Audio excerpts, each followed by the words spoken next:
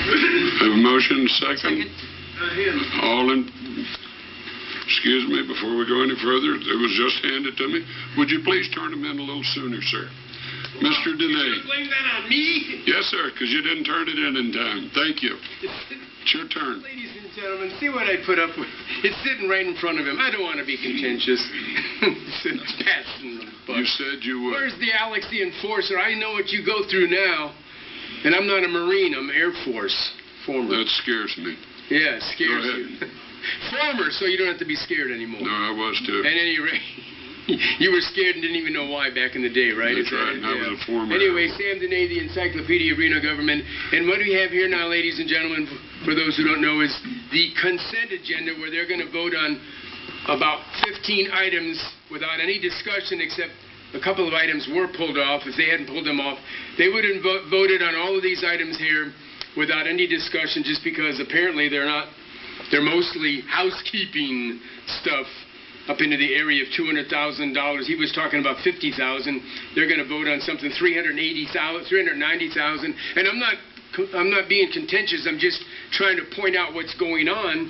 And the gentleman before was talking about voting on things over $50,000. Now you're going to vote on something without discussion for almost $400,000, not to mention several others. But anyway, that's what happens on the consent agenda. And just looking through this thing as the Encyclopedia of Reno Government, I generally am in favor of most of it.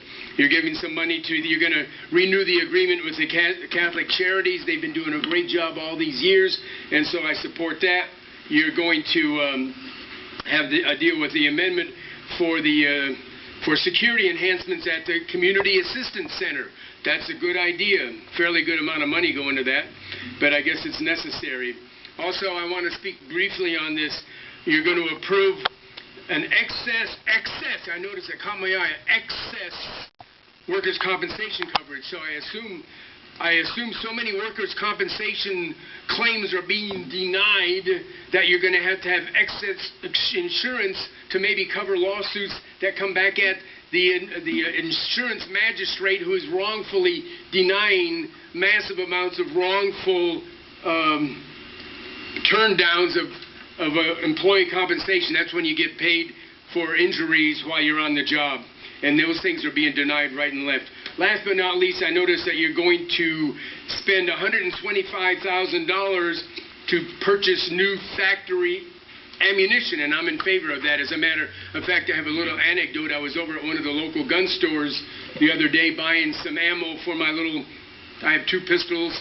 But I was buying some ammo, and the price was so good that I actually bought 2 great big boxes of ammo, and I was putting them in the car, and this nice young lady came up and said, "Sir, would you like to trade some sex for ammo?"